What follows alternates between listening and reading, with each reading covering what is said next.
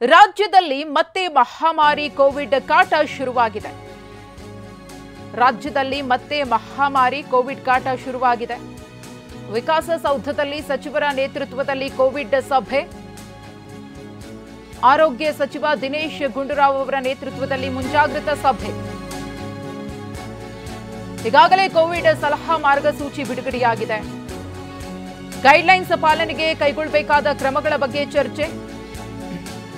ನಾಳೆ ಕೇಂದ್ರ ಆರೋಗ್ಯ ಇಲಾಖೆಯೊಂದಿಗೆ ಸಭೆ ಹಿನ್ನೆಲೆಯಲ್ಲಿ ಇವತ್ತು ಪೂರ್ವಭಾವಿಯಾಗಿ ಒಂದಷ್ಟು ವಿಚಾರಗಳ ಬಗ್ಗೆ ಚರ್ಚೆಯನ್ನ ಮಾಡಲಾಗ್ತಿದೆ.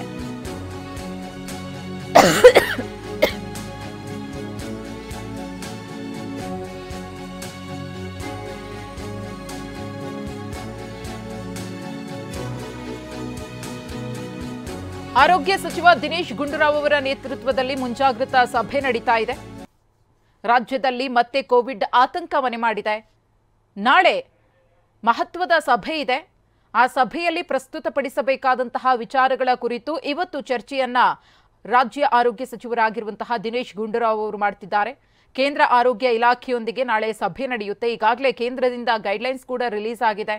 ಒಂದಷ್ಟು ಮುಂಜಾಗ್ರತೆಗಳನ್ನು ವಹಿಸಬೇಕು. ಸ್ಥಳೀಯವಾಗಿ ಯಾವೆಲ್ಲ ರೀತಿಯ ಮಾರ್ಗಸೂಚಿಗಳನ್ನು ಅನುಸರಿಸಬೇಕಾಗುತ್ತೆ ಮತ್ತು ಅವುಗಳನ್ನು ಜಾರಿಗೆ ತರಬೇಕಾಗುತ್ತೆ ಅನ್ನೋದರ ಕುರಿತು ಈಗಾಗಲೇ ಕೇಂದ್ರ ಸರ್ಕಾರ ತಿಳಿಸಿದೆ. ಇದರ ಬೆನ್ನಲ್ಲೇ ಕೇಂದ್ರ ಆರೋಗ್ಯ ಇಲಾಖೆಯು ಕೂಡ ನಾಳೆ ಮಹತ್ವದ ಸಭೆಯನ್ನ ಹಮ್ಮಿಕೊಂಡಿದೆ.